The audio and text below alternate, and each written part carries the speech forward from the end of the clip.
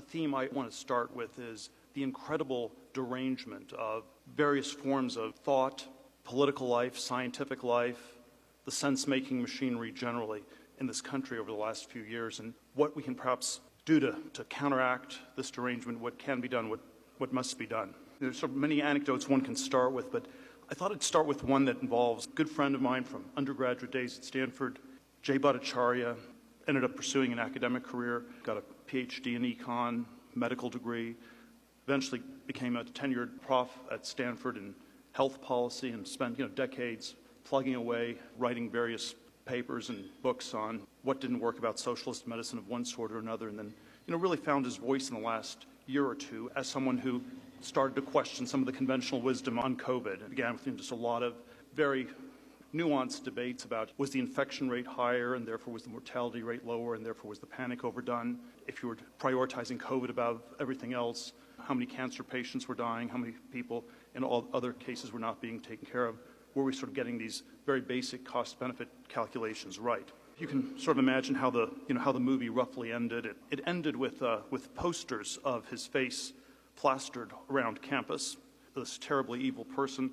Probably the hope was that someone would muster up the courage and maybe beat him up on site or something like that. Normally, probably it's mostly kayfabe and LARPing, but a petition circulated by his faculty colleagues calling for him to be shut up so as not to, quote, put lives at risk, unquote. It was very uncomfortable for him to have this person who the university wasn't specifically telling to shut up and not talk.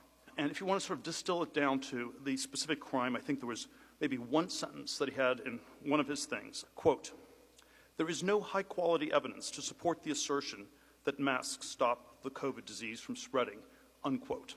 And this was, of course, a nuanced thing. Didn't say there was no evidence. Maybe there was quality evidence, but there was no high-quality evidence. There could be sort of a debate about this, which, of course, one then suspects that the sort of natural suspicion I always have is that if we can't have a debate about whether the evidence is high quality or not, that tells us the evidence probably wasn't high quality and he's probably simply right.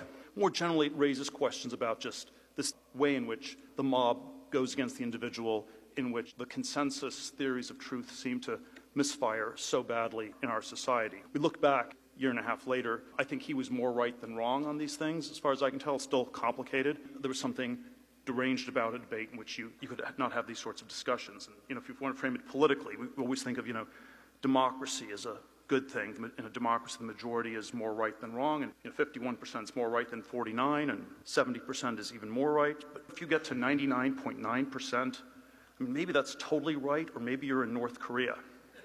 And you have to ask this very subtle question: where do you sort of